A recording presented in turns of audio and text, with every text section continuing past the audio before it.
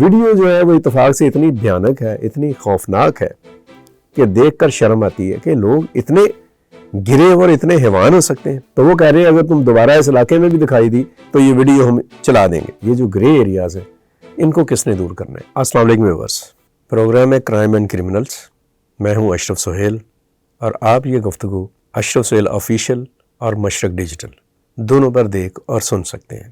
گفتگو کیا ہے؟ بس کیا اسے کہتے ہیں کہ سنتا جا شرماتا جا۔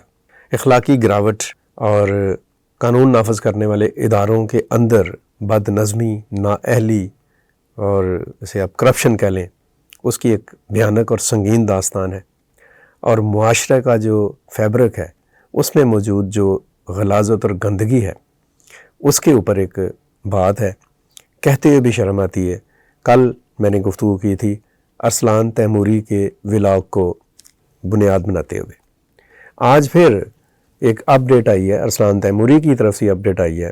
انہوں نے بتایا کہ اس واقعے میں ملوث جو 3 لوگ تھے ان میں سے ایک جو ہے وہ عبداللہ نام کا ہے، دوسرا جو ہے وہ عدنان ہے، اور تیسرا مبشر ہے۔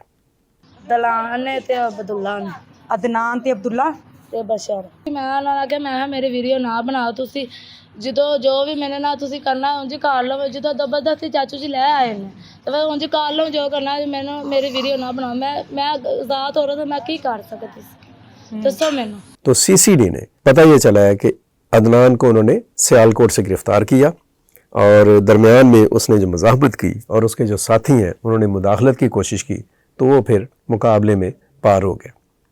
مطلب یہ کہ اس گناہ اور اس جرم اور اس انتہائی رقیق اور انسانیت سوز جو حرکت تھی اس میں ملوث ایک مجرم اپنے انجام کو پہنچ گیا۔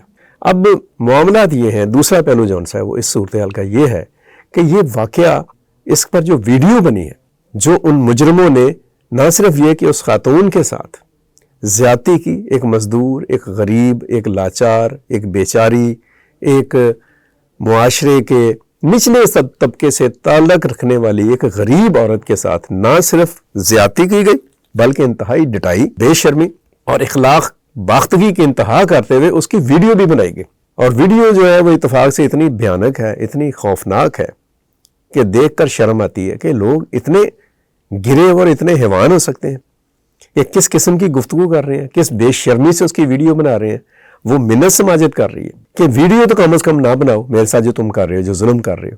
تو وہ کہہ رہے ہیں اگر تم دوبارہ اس علاقے میں بھی دکھائی دی تو یہ ویڈیو ہم چلا دیں گے، اور ایک ہفتے سے وہ ویڈیو مختلف جگہوں کے اوپر وائرل ہوئی، اور اس ویڈیو کے وائرل ہونے کے بعد FIR درج ہوئی ہے شاید 2 دن پہلے، جو اس علاقے کے SHO ہیں گجرپورہ کے وقار بخاری۔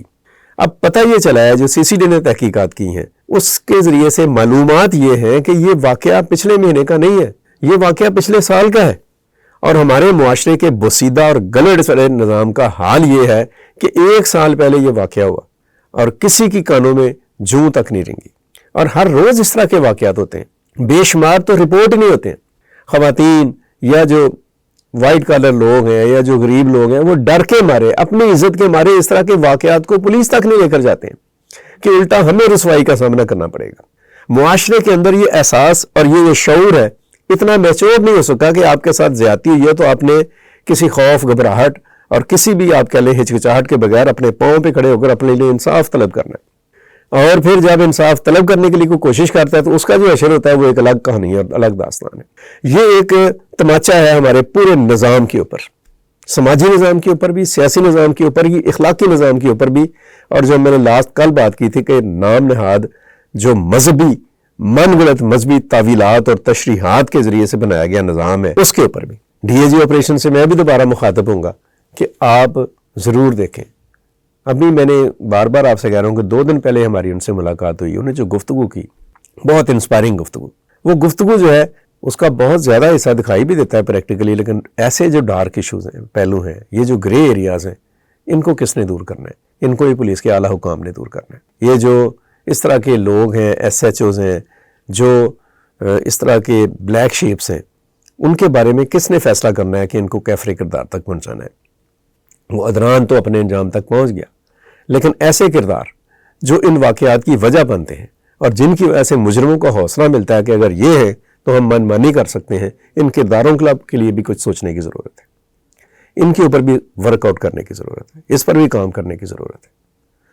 یہ بھیانک واقعہ تھا, خوفناک واقعہ تھا, ایک دل خراش واقعہ تھا, اور اس مظلوم عورت کے ساتھ کیا گیا ظلم جو تھا, انسان تو شاید اس ظلم کے بعد خاموش ہو جائیں, لیکن قدرت کا بھی ایک انصاف کا نظام ہے. جب اس کی چکی چلتی ہے, کہتے چلتے تو بڑی آہستگی سے ہے لیکن پیستی بہت باریک ہے, اس چکی کی گرفت میں ایک بندہ آ گیا ہے, باقی بھی آئیں گے. گرفتاری کے لیے کوششیں ہو رہی ہیں, چھاپے مارے جا رہے ہیں, پولیس ایکٹیو ہے, CCD جون سی ہے متحرک ہے.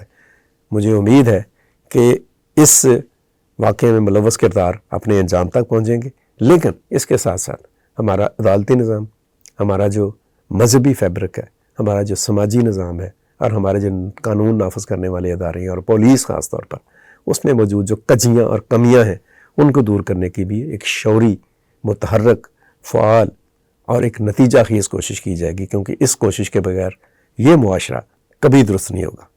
اس طرح کے واقعات اور اس طرح کی سزائیں درخت کے پتے کاٹنے کے مترادف ہیں. درخت کو جڑ سے اکھاڑنے والی بات نہیں کریں گی. درخت کو جڑ سے اکھاڑنا ہے تو ان وجوہات کو اور ان اسباب کو دور کرنا ہوگا جو اس طرح کے واقعات کا سبب بنتے ہیں. بہت شکریہ, مجھے اجازت دیجیے گا, اپنا خیال رکھیے گا. اللہ حافظ.